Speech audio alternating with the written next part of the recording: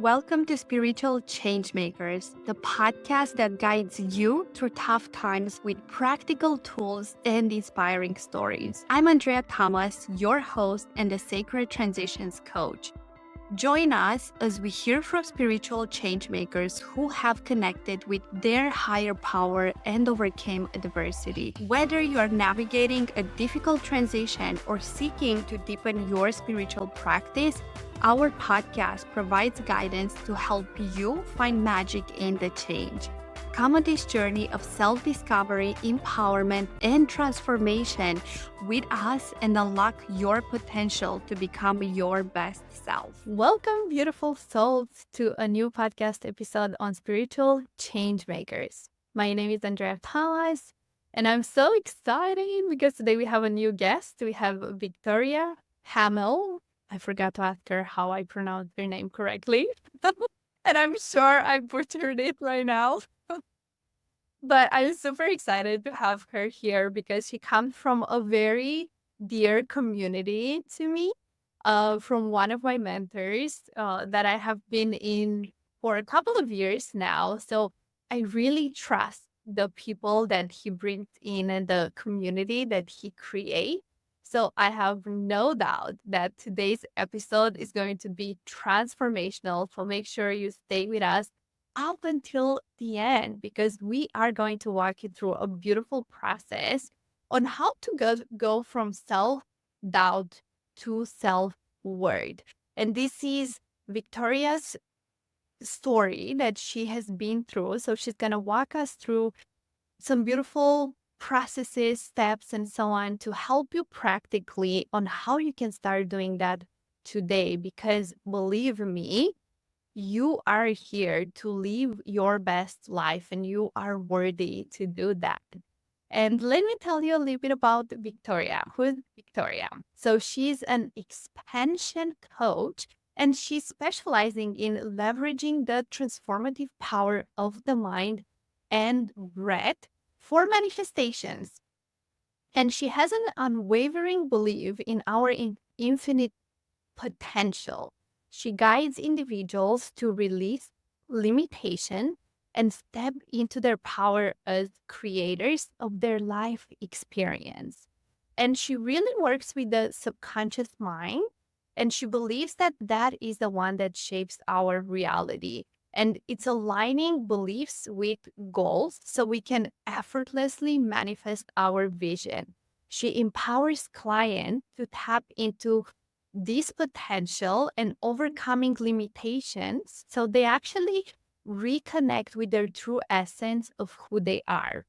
And together with her clients, she's actually embarking on a journey of self-discovery, rewrite life's narrative, and manifest dreams into reality. So please help me welcome Victoria.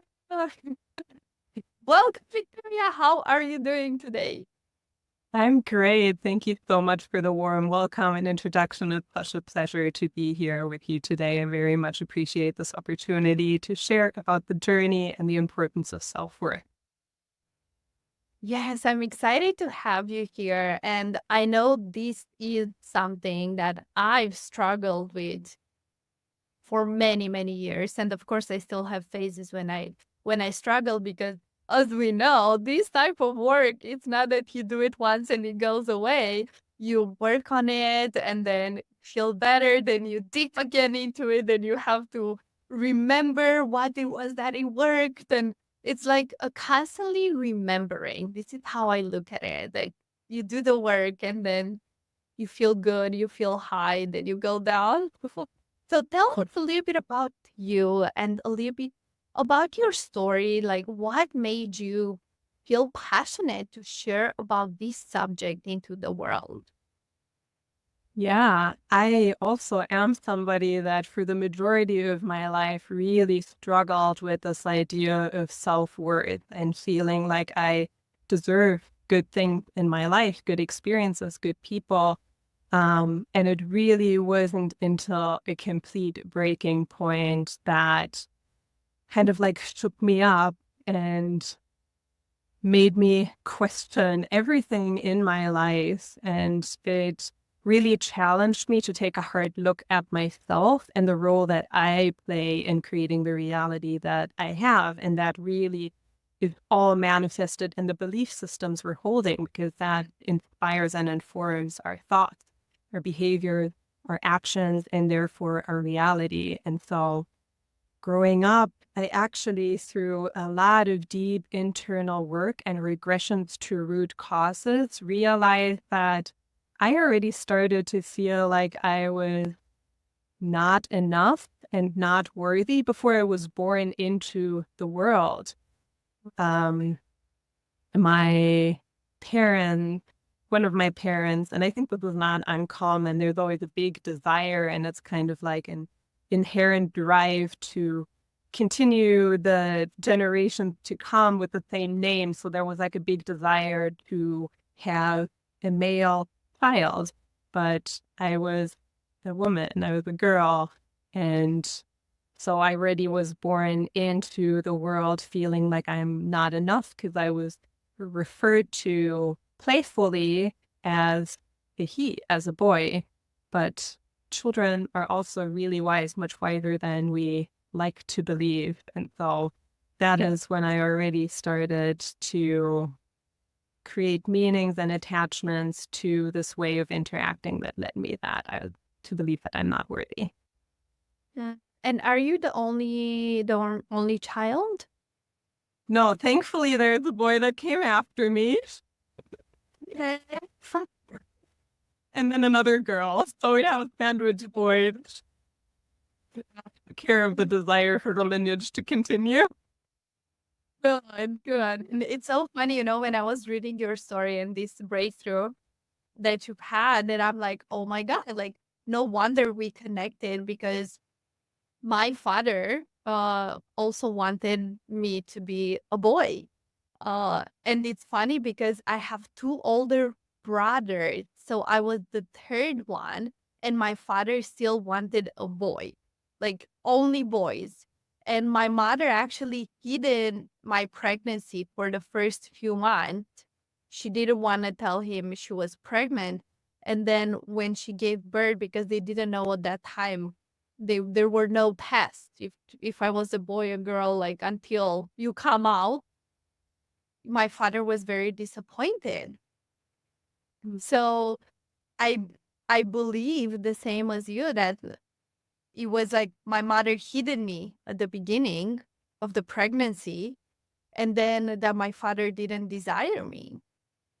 So tell us, how is that already affecting our self-worth as we come into the world? Yeah. When we are born into the world, one of the biggest needs for a child is to be significant to their parents. And we depend on our parents for our survival. And so we'll do whatever is needed for us to be worthy. And often, like, of course, our parents always show up with the best intentions and want the best for us. But the moment we start to have an experience and the moment we start to believe that we're not worthy, we continue to look for evidence all around us. Our mind is made to confirm and reinforce the belief systems we're already holding. And so, often that comes in the form of like trying to protect yourself by making yourself small or trying to be perfect. It can also sometimes come in the form of like taking a carer role for the parents and trying to like show how much you care about them so they can show that they care about you. Or there's a lot of different ways in which this can manifest, but self-worth really is like the most important quality and perception of ourselves for us to thrive in the world. So self-worth is the most important in order to thrive. And what would be some of the characteristics, some of the traits that people have when they have a low self-worth, when they have that self-doubt, as we shared at the beginning? How Yeah. do they act? How do they show up into the world? Yeah. Often it kind of like feeling, I think the biggest thing is that you look for others, whether that like your work, whether that's partners, whether that's friends or your parents, for praise and approval, because you can't give it to yourself, because you have this big gap within yourself. You're doing everything you can for everyone else to help them fill in this gap for you. So a personal example would be like in relationship, when somebody didn't treat me right or made me feel like I wasn't worthy, I would actually like lean into the relationship. I would do more and go out of my way to like give to them and make them feel better so they could make me feel better, because I needed their praise and approval, because I needed somebody else to show me that I'm worthy, because I was not able to give that to myself. Very often, too, these are people that are people pleasers, right? That kind of like goes hand in hand with what I just described. And it also often comes with a lack of boundaries. You feel like you don't deserve to make yourself a priority or to take care of yourself, and you're kind of just following into the expectations and obligations that are placed upon you. You're just trying to meet everyone and everything around you but yourself. Mm. Yeah, and I can definitely relate to all of those things. In the past, my old version, not anymore. Uh, but I'm curious, what have you done for yourself to break through these? And then how do you help your clients to overcome these things? Yeah. I think a big portion is taking responsibility for the role you create in the reality you're living. For me, it really like took stepping outside of this victim mentality. It's always like things are happening to me, right? It's just like I am the victim of my circumstance instead of things are actually happening for me. And if you can, if you stand firmly in your self-worth, you know that everything was always going to work out to your greatest benefit. But in order for you to get there, you need to understand too and peel back the layers a little bit on why you have not yet created the reality that you want, why the part of yourself that is the self-worth, why it came into your life, and understand where did it originate, why did it come here, what role is it playing for me, and then understanding too that this role might not actually be to your greatest benefit today anymore. And so realizing that choosing to believe that you are not worthy, not enough, or not deserving of your circumstance in the end is a decision you get to make, right? There's no truth on whether you're worthy or not. It's you making a decision. It's you enforcing a certain mindset, a certain belief. Mm. So what I hear is like, what do you choose to believe and to place your focus on? Because you can place your focus on either that I am not worthy or that I am worthy, and no matter which one you choose, you are going to find proof for the belief you decide to take on. Right. Yeah. And the shift really happened when you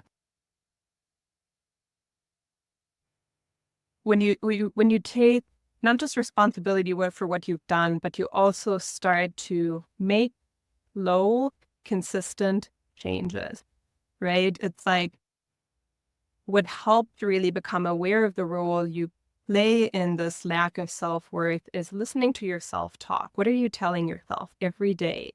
It's actually really helpful to kind of keep a self-critic log at the start of this transition from self-doubt to self-worth, to just really become aware of what am I telling myself all the time, to look for these consistent patterns that are coming up, and then to also start shifting them, start to tap more into affirmations. And I know there's big believers of affirmation practices and there's big proponents of affirmation practices. They can be really challenging to start out with and step into because there's a lot of resistance, right? These are new thoughts, new suggestions that our mind is not really used to listening to because we are traditionally so self-critical. But our mind learns by repetition. And so the more often we allow ourselves to meet ourselves with kindness, with compassion, with grace, also for the challenging things in life and the mistakes we're making, the easier over time it will become for these suggestions and these affirmations to actually seeker into your mind and change the neurological pathways in your mind.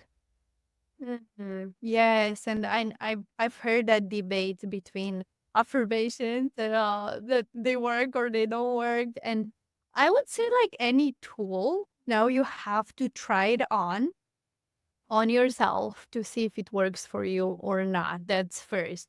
Second is like, where are you at on your stage? Like, what stage are you at in your growth? That also is going to make a difference because, as you said, maybe if you're just starting out and you have like a very bad opinion about yourself, starting telling yourself that I am freaking amazing, I am powerful, and all these things, your mind is just going to say bullshit. And then you are met with resistance, and instead of benefiting you, is going to harm you. But I would say if you are a little bit more advanced on your journey, on your personal growth journey, then affirmations can be freaking amazing, like can work wonders. So it really depends on where you're at on your journey, I would say. And have you heard about the concept of lofty questions? Lofty questions. Mhm. Yes, which instead of saying an affirmation, you actually make it into a question, which, for example, is why am I so resilient? Why am I so powerful? Why? And then you ask a question because, as you know, how the subconscious mind works, when you ask a question to your mind is going to go and look out for answers. Mhm. So I would say for those that are more at the beginning of their stages, they can try this lofty question. I So love you mentioned taking responsibility to do slow, consistent changes. Try affirmations or lofty questions. Uh, what else can help people break through, and when do they know? Like, when do they know they came to the point of like, now I feel that I'm worthy. Now I am in that phase. Hmm. I mean, like with everything, the practice, as you said, right? It's like you want to have the beach body. You're not going to go to the gym once or a week or a month and then you're done. It's the same with the mind and it's the same with working through these belief systems. It really comes down to consistency. But there's a lot of little things even that can be done on a daily basis to start building a practice. And that can be as simple as just becoming very intentional with what you're consuming. And when I say consuming, I don't mean food, but I mean, like what social media am I consuming? What am I exposed to in the ads? Like a lot of things are put out there for us to believe that we need something to be complete, to be better, to be worthy, to be enough. So just like lowering the volume on all of these things, these overwhelming messages that are constantly coming towards us. Also looking for the little evidence in your work. I love to tie that together with gratitude, actually. So when I have a friend ask me to, I don't know, like be there for her, right? Like, hey, could you come over? I would really appreciate somebody holding space for me, right? I will express gratitude that somebody is confident to reach out to me and to ask for help, and then turn that into an affirmation of what does that actually mean to me. It means that I am lovable. It means that I am, recognized by my friends as somebody that they can trust and that can hold space for them. So like turning these little micro experience of everyday life into an affirmation can be a really powerful way to go about it. This is something else that has helped me that is, I would say, really important for truly transitioning, but also really uncomfortable, is being true to who you are and asking yourself, who am I really outside all of these labels, these names, these titles? Like, who am I in my essence? Who am I without this facade? Who am I if I'm not trying to please others or meet the expectations of others? And allow yourself to show up as your true, natural, authentic self more, because that will inherently show you who's meant for you in your life. And it will bring some people into your life you didn't yet meet or deepen into those connections. And it would also remove some that are not actually aligned with your true, authentic self. And if they're led to leave your way, then that's just making space for others to come in. Mhm. And I feel like part of what you just shared here is learning to be okay with letting go of people, especially when you embark on a journey of like self-discovery and being true to yourself, as you shared, because I think one of the biggest fears that people have to express and be themselves is like fear of being rejected, of not being accepted for who they are. But when you share that, when you share your authentic self, that actually what's happening is creating space and room to have authentic and deep connections. And those that are at the surface level, the superficial ones, they are going to dissipate. Mm. And as you said, we need to be willing to let go in order to let in of what we desire more of.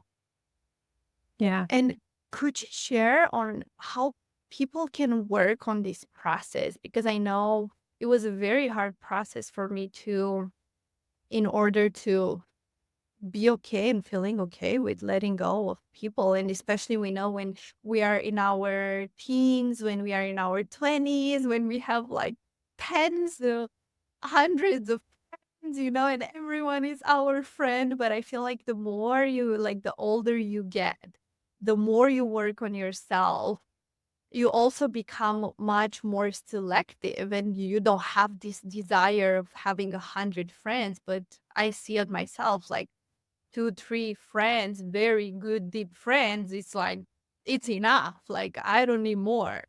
Yeah. How on that process of letting go? What is a reframe or perspective shift we can give people there? Yeah. It's a hard process because I feel like it requires a lot of trust and surrender that things are going to work out exactly as they need to, and always to your greatest benefit, right? It's like understanding that being your true authentic self is a gift that you've been given. There's nobody like you out there in the world. You are really, really unique, and your uniqueness makes you special. Trying to fit in is actually doing you a disservice, and it's doing the world a disservice because you're just one of many. The beauty and the power of you is being your authentic self. And it's also taking so much energy from you on a day-to-day basis to try and be somebody that people like. Like, how much energy are you investing in trying to analyze who do I need to be? How do I need to show up in order for people to like me? Why would you try and force yourself into friend circles on a consistent basis? Like, if there is force behind you trying to fit in somewhere, that is just not worth your energy. That's not your space to be. And you need to trust and believe that there are people out there where it feels so easy and natural to fit in. And once I started to really just be myself, I met the most incredible people. Like my best friend, my very, very best friend, I met 1 year ago. And she's like the most magical being. And I got to meet her because I was just me and she was just her. And it just clicked even without us having to talk. It was just our presence was so illuminating for one another. Yeah. That is beautiful. And it comes to the place of, as you said, trust and surrender, that who's meant to be and love you for who you are at your core, at your being, in your authenticity, in your true self. It's either going to stay or is going to go, to make room for those that are meant to be in your life. Yeah. And I feel like affirmations here can also be really beautiful. It's like, thank you for creating space for more aligned things and people to come into my life. That goes back to this like really trusting and believing that everything always plays out to your greatest benefit. And tapping into your nervous system as well. How do I feel around the people that are around me? Do I feel like there's high stress and anxiety? Do I feel like I need to perform? Am I on edge? This is actually a space you want to be. Like your energy is so sacred, so valuable. Your time and energy is the most valuable things you have to give to the world. And not everybody deserves them. It's not just about you fitting in. Do they deserve to be in your presence? It's so easy to feel like, to ask yourself, am I good enough for them? Am I good enough for this other person? Instead of asking, are they good enough for me? Are they aligned for me? Are they giving to me? Are they extending and expanding me in aligned ways? Yeah, and one thing I also love to look out for, and I also share with my clients, is like, look at, do you feel energized or drained after you spend time with someone? Because that also, it's also a good indication of how you feel with them, if you were in your truth, if you also have boundaries, like how are your boundaries? Because we go also back to the lack of boundaries or not. When you lack boundaries, when you are in your um self-doubt, then you just gonna give so much from that people pleasing, trying to fit in, that is going to drain you. Yeah. Yeah. And it's so important too, like the beauty of boundaries. And this was really groundbreaking for me once I started to be more myself and meet new people. I remember the big turning point being I was set to meet somebody for dinner, and I shared that I'm not actually feeling super aligned with it. Like I don't feel well enough to go out. And their response was not one of judgment. It was appreciation for me taking care of myself and making myself a priority and saying, if you take care of your needs, you're also taking care of my needs. If you nourish yourself, this was the oxygen mask example, right? Like you have to take care of yourself so then you can also take care of others. And there's really only one person that you will spend every single moment of every single day of your lifetime with, whether you're in a good mood or you're in a bad mood, and that is yourself. And this is also the only conversation you will have for the entirety of your life, is the conversation with yourself. And so, it's our responsibility to take care of ourselves, to nurture ourselves, I know love can be a really big, heavy, almost like resistance provoking word when you switch from self-doubt to self-worth, but just slowly, gently meeting yourself with love, kindness, and compassion. And something that has also helped me do that, especially at the beginning, was looking at myself as my best friend. Like if I were my best friend and give this person their name, how would I meet them in the situation? Or if you have children, how would you meet your child? that is going through this. Like if they've tried something and they failed, you probably wouldn't tell them like, you should never do this again. You're clearly not good at it and you're always going to fail. You would recognize their progress. You would recognize them for trying. These tiny little steps to changing how you talk to yourself and how you meet the experiences that you move through. Yes, and also what I think it's important is to really emphasize again that it's a process, it's a work that takes consistency, attention, awareness, like on I would say pretty much every day. It's not so a one thing. There is no one tool. I'm sorry to tell you guys, but there is no magic pill that you are going to do that one thing. And after you do that one, you're going to go from self doubt, self worth. I'm sorry to break it for you. No, that's absolutely right. Oh my gosh, because I don't know about you, but I remember like when I started like on my personal development and healing journey, I was like, okay, I've done that session, I've done school, and I've done it a couple of times. Why the heck is this still showing? Like triggers and all that. What? I thought I'm done with that. Yeah. They're all beautiful learning opportunities. My Yeah. God.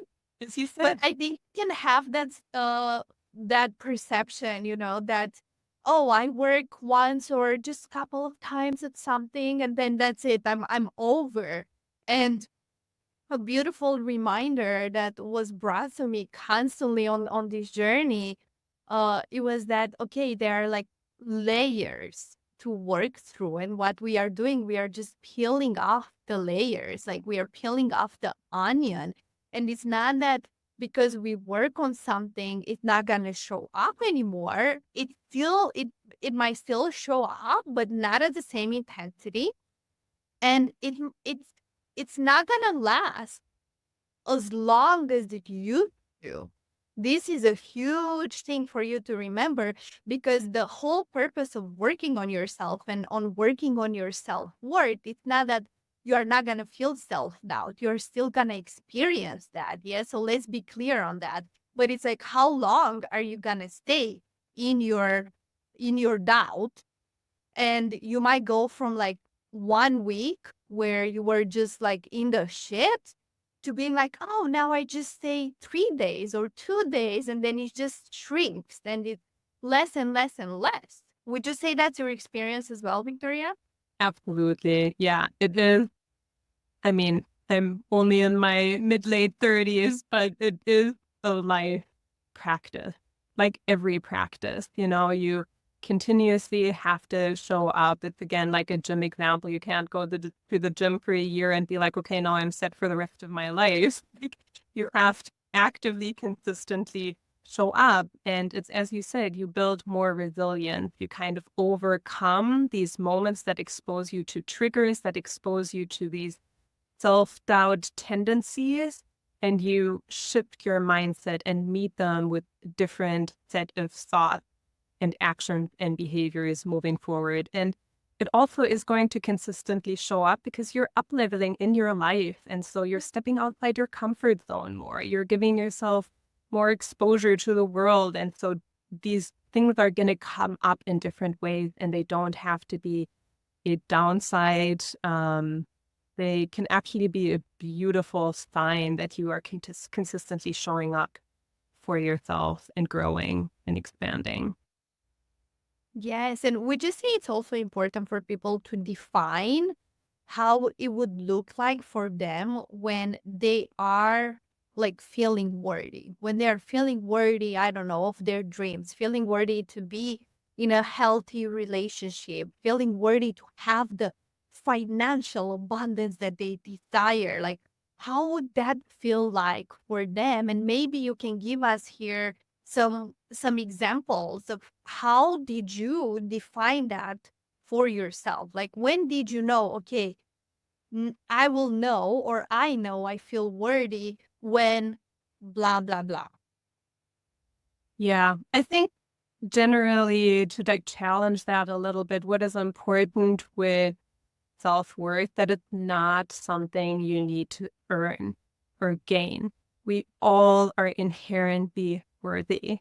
But there are certain feelings and sensations that are going to come up. And, we talked about boundaries where it's just like, you're more confident, you're more, more yourself. What can sometimes be helpful, like when I first started, what was really helpful is to envision myself 10 years down the road. And I actually sat down and wrote a letter from this future envisioned highest version of myself that has everything she wants. She's super confident. She's super like firm in her self-worth. Write a letter to me today from that future version. And that was such an incredible practice because it allows you to like really tap into the visual of what can be possible for you. You tap into the feelings, really, as you said, asking yourself, like, how does this person feel in this future state? And then just giving the younger version that is a couple of years behind, just like some suggestions. And often that comes in the form of like what you would consider to be perfect parental advice, right? Or just like, trust everything is possible for you. You are infinite potential. Anything you're dreaming up is here for you. You deserve to make yourself a priority. Yeah. Yes. And I love that you share that, because connecting with your older, wiser version, so freaking powerful. And I literally just did that with my client in the previous session. And she's like, oh my God, this is like so, like, so beyond of what our mind can comprehend, because you are literally receiving wisdom and advice from your future self, which already exists in a different quantum field. It's already there. It's already happened. Your best version already exists. You are just tapping and accessing that version. Yeah. That can help you right now in this present moment for you to actually get there and live your most authentic, powerful life. Mm-hmm. Yeah. It is such a powerful practice because, as you said, that version already exists. The moment you start envisioning that version, you are making a decision to believe that this version is possible. You are birthing it. You're planting the seeds of the version. It's so powerful on so many levels, and an extraordinary exercise. Yeah. And I know, Victoria, at the beginning, you said that, okay, you got to a point where you're like, that's it. I need to like change something. I need to like, but what was it? What was that pivotal moment in your journey where you really realized the power of inherent word and self acceptance? And tell us a little bit more of like, what was that pivotal moment for you? And how do you help individuals recognize and overcome the limitations that they have? Yeah. So for me, a lot had to do with like, I was depressed at some point. I had burnout at some point, and just feeling like something needs to change at any cost, and I'm willing to make a change at any cost. And the first thing that I actually did was invest in a 20-week course that was all about limiting beliefs, facing the beliefs, understanding the root causes, and using a bunch of techniques to overcome that. So that for me, shifting this mindset really from like challenging things that are just happening to me and I can't do anything about it, to I am actively showing myself that I have a choice. So one of the big belief systems too that I had was that I am not worthy of investing in. When I was younger, my parents put a lot of time and effort and investment into my training and sport for every single day, single day, all of the summer vacation. And they always had the best intention for me to, like, of course, be successful. But the way I interpreted their questions, it was like, what else do you need? We're investing all of this time and all of this money and all of these resources. I interpret it as, no matter how much you invest in me, I'm never going to be a return, like really like create a return of investment, right? I will.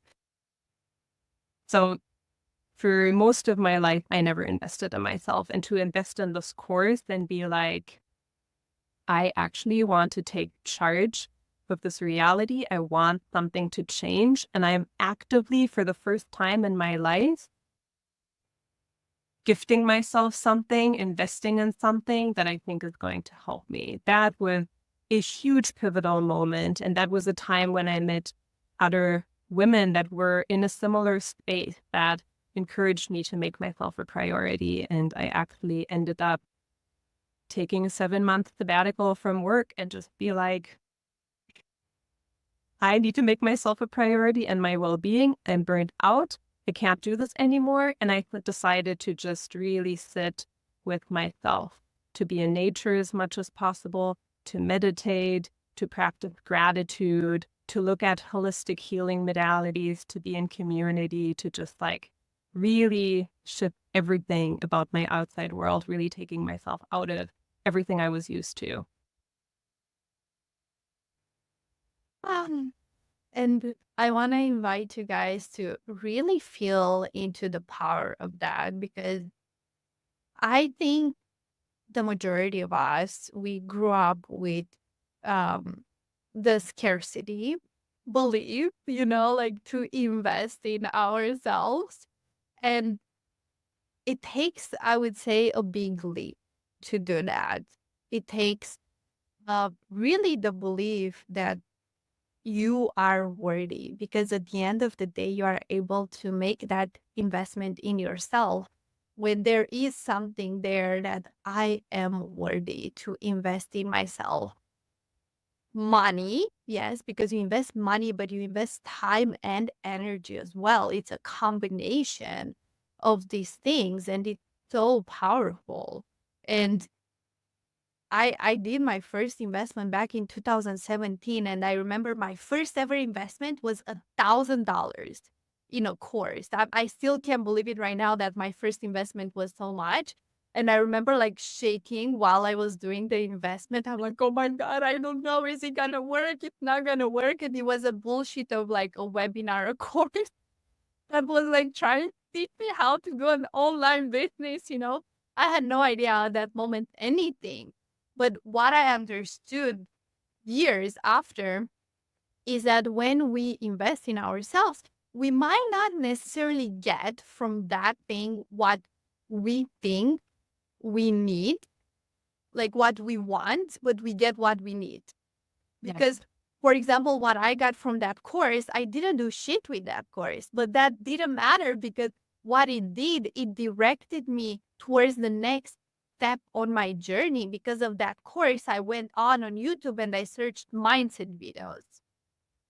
And because of that, I discovered my next mentor. And because of that, like, it's like unfolding, and it's just trusting when you are investing in yourself that, okay, I might not get what I want, but I will get exactly what I need. And that is so powerful. And it comes again with that trust and surrender into the process, into allowing it all to unfold for you, because you are here to co-create with the universe. Yeah, exactly. It's like if you want anything in your life to change, you need to start to make different decisions, whatever they are. Whether it's like, it can be the tiniest thing, like I'm going to eat something different today. I'm going to actually turn on candles while I have my meal today. I'm going to take a lunch break and go for a walk for 10 minutes. Like the tiniest little changes just really show you how much power you have and that you can make any decision. And it shows you too that the consequences of that aren't actually as scary as you make them up to be in your mind. And so, yeah, that's really where the power is, to allow yourself to invest in yourself, to show up for yourself, to nurture yourself, make yourself a priority, set a boundary, like very small ways to just subtly over time expand your comfort zone with all of these things and see that what's on the other side is not actually scary and it actually feels pretty good. It does. It does. And you guys are worth it. You are worth it. And we know that, we feel that, and we truly, truly believe that, like both of us to our core. If not, we wouldn't have been here and share all of these things around this topic with you. And tell us, Victoria, how do you help people? Like, what do you work on with them? How they can find you? What do you have to offer? Like, brag to us about yourself a little bit. Yeah, thank you so much. I really work with two techniques.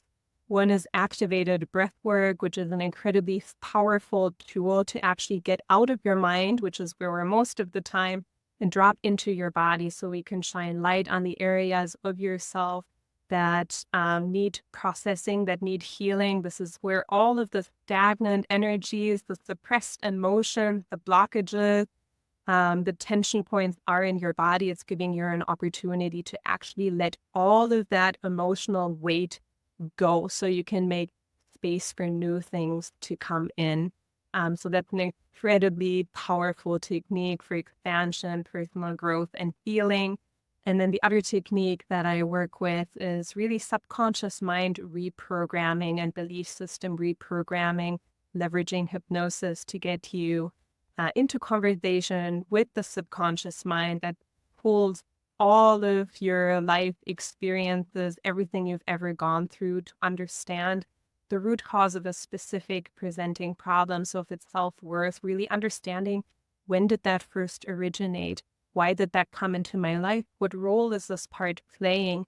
And we'll leverage a number of techniques to like really uproot these plants that you watered for so many years, and then turn it into a transformation where you get to rewire the neurological connection in your mind and really change your belief system at the fundamental level, because the subconscious mind is where we respond to our environment from 95% of the time. And so what we hold there in terms of beliefs and programming is extraordinarily important for the reality we're creating.